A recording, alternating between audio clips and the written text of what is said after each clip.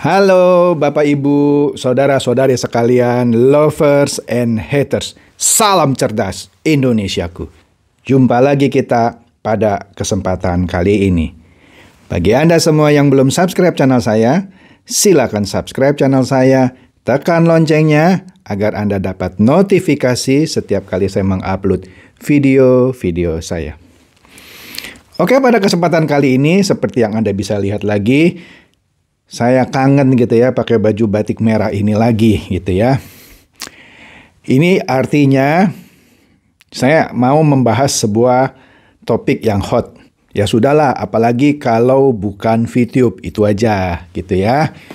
Nah, apa nih yang hot mengenai VTube? Bukankah masing main tenis dia 60 hari? Sekarang hari keberapa ya? Hari 11 apa 12 saya nggak hitungin lah gitu ya. Padahal sebentar lagi Olimpiade sudah mau habis, ini main tenisnya nggak selesai-selesai. Ya, begini, 2 hari yang lalu lah.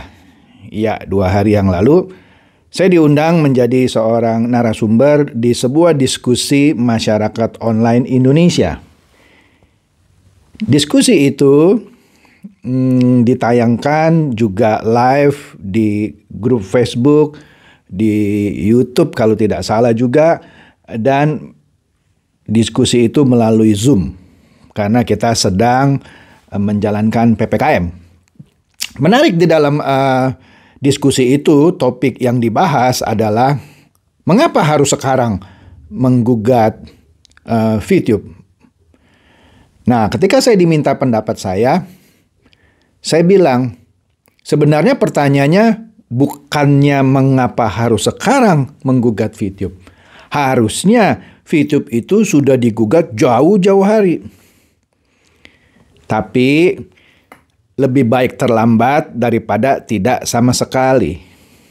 Atau kalau mau meminjam judul lagunya Elvis Presley, It's Now or Never. Sekarang atau tidak sama sekali. Ya nggak apa-apa terlambat gitu ya. Kenapa saya katakan terlambat? Begini, VTube itu sebenarnya sudah sejak Juli 2020 dinyatakan ilegal oleh pemerintah. Tapi masih ngeyel itu manajemennya dan para top leadernya terus memasarkan VTube yang sudah dinyatakan ilegal. Sebenarnya dari titik itu saja jelas VTube dalam hal ini yang diwakili oleh manajemennya dan para top leadernya yang terus menjual VTube itu sudah melakukan pelanggaran hukum. Tepatnya ya tindakan pidana lah. Barang yang sudah dinyatakan ilegal oleh pemerintah tetap dijual. Oke? Tapi sekarang sudah legal kok Pak, kata leader-leader VTube. Apa urusannya mau dituntut? Sekarang yang dituntut ya gampang kok. Bukan soal legalitas sudah ada terus tidak bisa dituntut. Saya kasih tahu, kalau sebuah perusahaan sudah legal dan tidak bisa dituntut, ya, padahal perusahaan itu dulunya pernah nipu orang, maka itu Anda bodoh banget.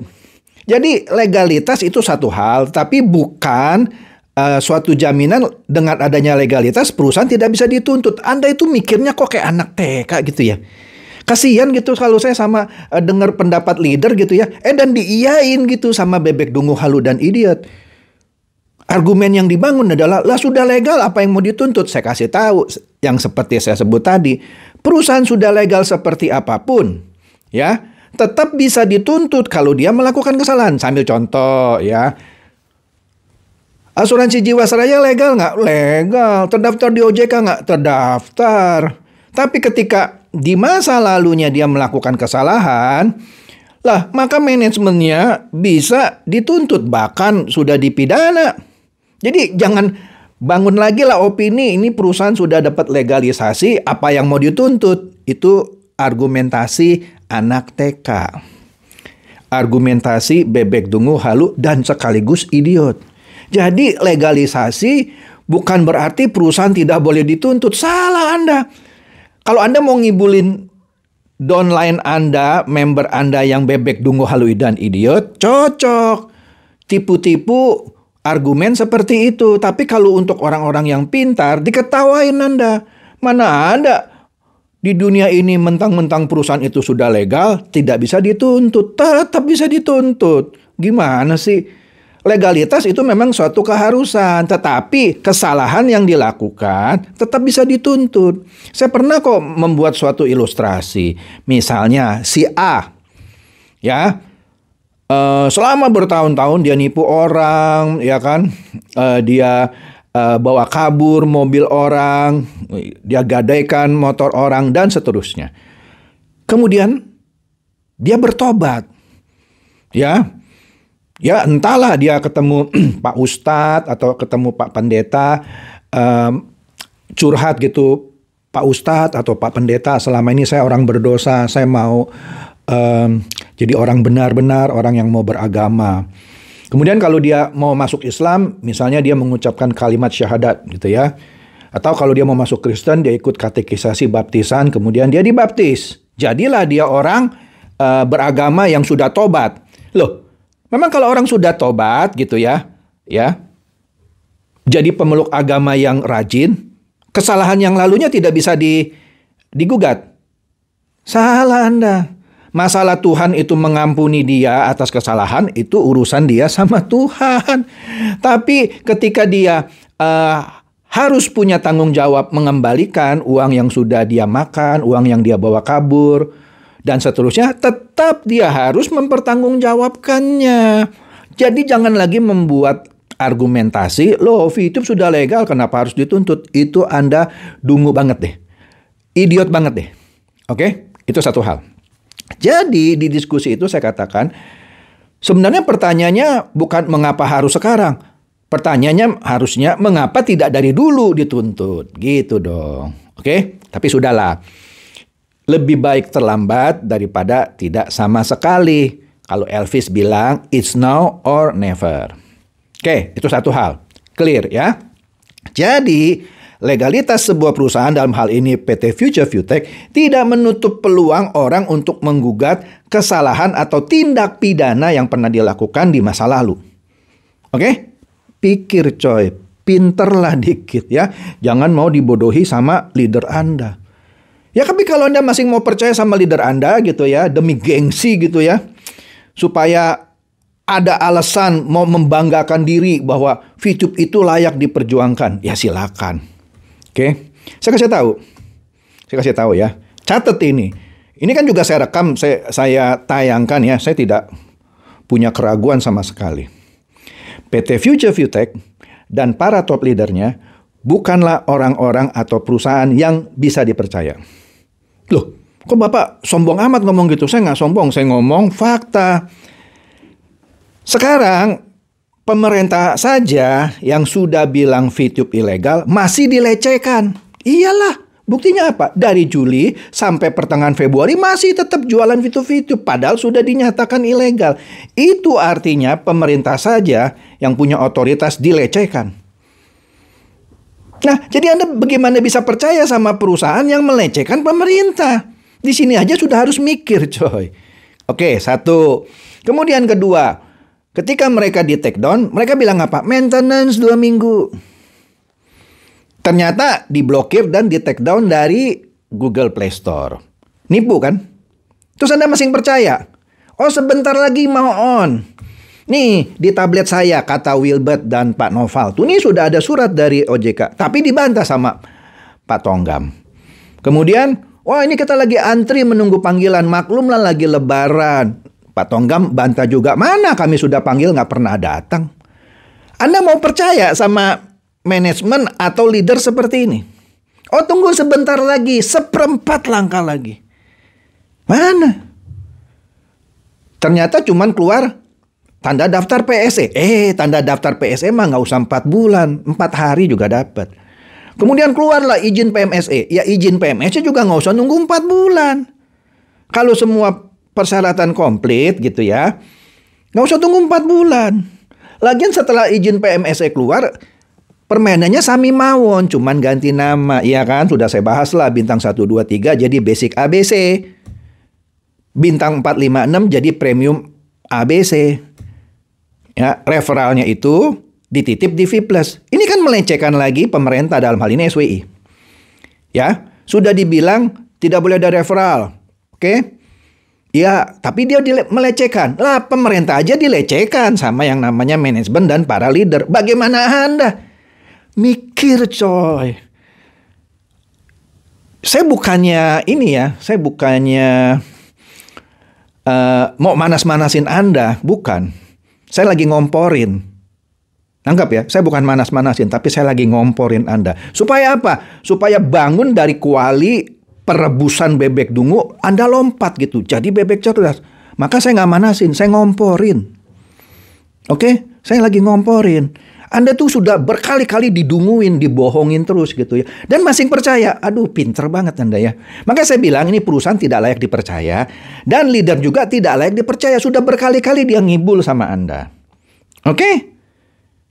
Ketika dulu pernah diblokir terus, wah pakai VPN. Karena VPN itu Video Private Network. Masing percaya Video Private Network. Nenek lo.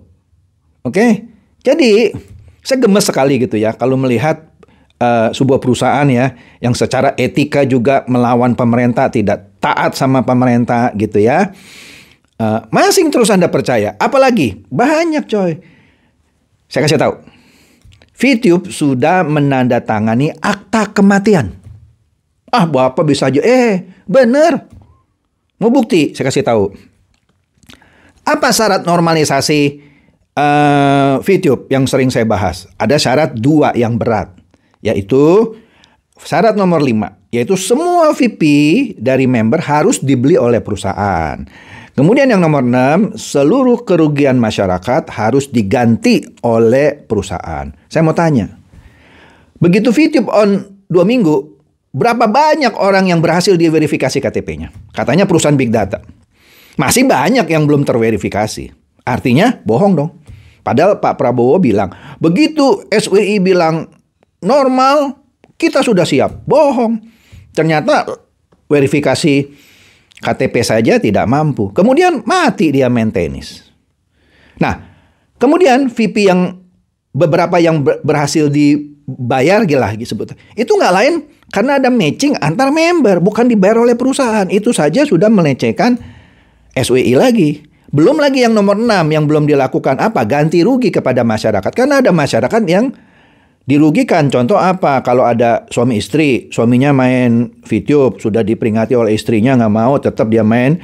Kemudian dia pinjam pakai pinjaman online, kemudian VTube-nya tutup, VIP nggak laku dijual. Bunuh diri misalnya. Jadi janda istrinya. Itu kan kerugian masyarakat. Ada anak, kasih tahu orang tuanya, Pak jangan main VTube Pak, itu money game. Oh anaknya diusir, anak kurang ajar, kamu sok nasihatin orang tua. Kerugian masyarakat kan? Sudah ada ganti ruginya? Enggak ada. Jadi dengan menyetujui, dia kan menandatangani. Dia menandatangani pernyataan kepada SWI yang nomor 5, setuju bahwa dia akan mengganti,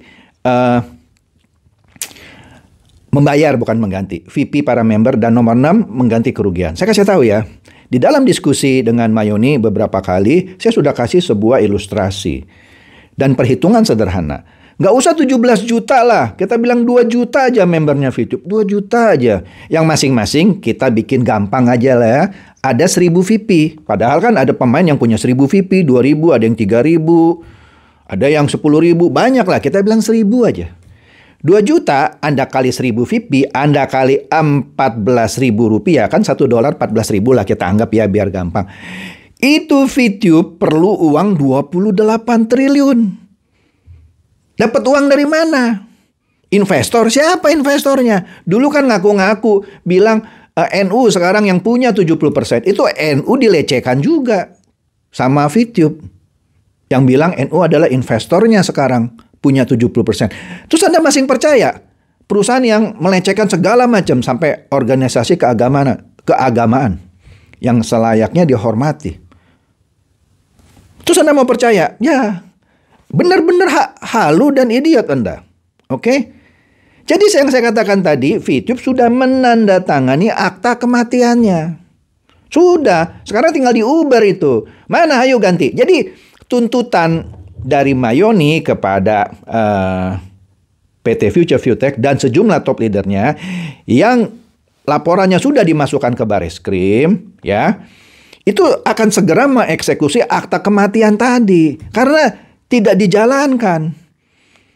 Terus mau menghindar gimana? Mau menghindar gimana? Oke, saya kasih tahu. Sebenarnya gelar perkara dari pelaporan Mayoni ke Bareskrim sudah berjalan sejak kira-kira ya sekarang hari apa ini? Hari Sabtu. Sudah berjalan sejak hari Selasa atau Rabu. Tetapi Mayoni memberikan kesempatan kepada para pemain VTube yang mulai sadar untuk bergabung. Ya. Karena kenapa? Itu adalah kesempatan bagi Anda yang mau mengharapkan VP Anda kembali bisa masuk ke gugatan ini berbarengan. Kenapa? Saya kasih tahu. Anda tunggulah 60 hari lagi atau tinggal 50 hari lah ya, asumsi sudah 10 hari. Itu VTube nggak bakal on. Saya dulu pernah bilang paling pun on 0,1%. Sekarang saya koreksi ya, 0%. Kenapa? Sejak Selasa atau Rabu, laporan dari Mayoni ke Bareskrim terhadap penipuan yang dilakukan oleh perusahaan yang Future ViewTech dan sejumlah top leadernya sudah gelar perkara. Nah, pada tanggal 5, batas akhir yang diberikan kepada para member yang mau ikutan sudah ditutup. Nah, kemarin mereka sudah masukkan tambahan pelaporan dari orang-orang yang mau bergabung. Yang mana sebelumnya kan sudah masuk, ini ada tambahan. Tapi gelar perkaranya sudah berjalan. Anda lihat saja, hitungan saya minggu depan itu pemanggilan manajemen, para top leader itu akan dilakukan.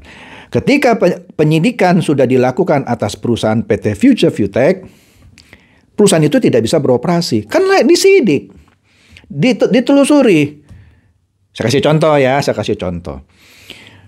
Anda akan jual paket bintang 6 10.000 VP, ya kan? Kalau misinya menonton iklan 10 iklan dapat kalau saya tidak salah 336,5 VP. Artinya satu iklan Anda hargai 33,65 VP kan? Sekarang 33,65 VP itu kira-kira 400.000 lebih dah. Kalau penyidik tanya ini ke PT Future ViewTech, dengerin ya. Manajemen juga boleh dengerin. Manajemen udah tahu dia akan ditanya seperti ini. Coba buktikan ke saya, perusahaan apa yang pasang iklan di Anda yang berani bayar pemain bintang 6 yang sekali nonton iklannya dibayar 400.000 lebih. Coba buktikan pemasakan iklannya, penerimaan uang dari pemasang iklan sehingga Anda berani bayar ke bintang 6. Tidak ada. Itu step yang paling gampang untuk menjerat PT Future ViewTech. Oke, kemudian ditanya lagi, oke, selama ini Anda memfasilitasi jual beli ini di exchange counter. Nah, itu kan penghasilan. Sudah Anda potong belum pajak penghasilannya? Wah, kena lagi tuh. Kena lagi. Kemudian kalau Wilbert Karimun misalnya dia tanya, Anda kan pernah bikin konten dan Anda pernah ada presentasi bahwa VP kalau 7 hari tidak laku dibeli perusahaan. Sekarang mana? Buktinya maintenance. 5 bulan, nyala 2 minggu, pakai alasan verifikasi KTP. Sekarang bilang lagi maintenance 2 bulan. Artinya kan sudah lebih dari 7 hari. Sudah lebih dari 7 hari. Mana buktinya dibeli? Bisa berak di celana itu Wilbert. Apalagi? Luis, ya kan? Ditanya nanti sama penyidik. Anda bilang PT Future ViewTech punya kantor di Gedung Kinanti dan karyawannya pada WFH. Seakan-akan dia manajemen gitu ya. Mana ini buktinya cuma sewa alamat. Kamu ngibul. Kamu mau menipu itu para bebek dungu. Udah, kencing di celana. Siapa lagi? Ya saya sebut 3 aja lah ya. Si Ade Manja itu jambul nanas muka brankas. Ya kan? Oh, Anda bilang ini VTube lagi dalam masa proses normalisasi. Anda bilang sudah dilindungi oleh pemerintah Indonesia. Dan Anda sudah dipajang nih mukanya di website Kominfo. Anda nipu ini ya kan supaya menenangkan bebek dungu. Wah, kena dia undang-undang ITE. Terus Anda masih yakin ini perusahaan masih tetap mau survive gitu ya? Udahlah Anda pikirin dah ya apa yang saya tadi uraikan gitu ya. Makanya kenapa saya pakai baju batik merah ini? Karena ini hot banget gitu ya. Saya sudah membayangkan pertanyaan-pertanyaan itu ditanyakan gitu ya, baik ke manajemen maupun ke para top leader. Kalau ke Prabowo misalnya nanyanya singkat lah. Pak Prabowo, Anda kan bilang kalau SWI bilang iya, kita sudah siap. Loh kenapa ini harus maintenance 2 bulan? Katanya big data. Oke? Jadilah selamat ya bagi Anda yang masih tetap berharap ya. Saya hargai gitu ya, saya hargai kedunguan Anda, saya hargai keidiotan Anda yang masih mengandalkan informasi-informasi dari leader Anda yang tidak layak dipercaya, yang super duper dungu, halu, dan idiot. Ya. Jadi demikian saja penjelasan saya lebih rinci yang lebih menerangkan bahwa laporan ke Bareskrim sudah gelar perkara dan tambahan pelaporannya sudah diberikan, ya kan? Ya kita tinggal tunggu minggu depan, panggilan demi panggilan, pemeriksaan demi pemeriksaan. Oke?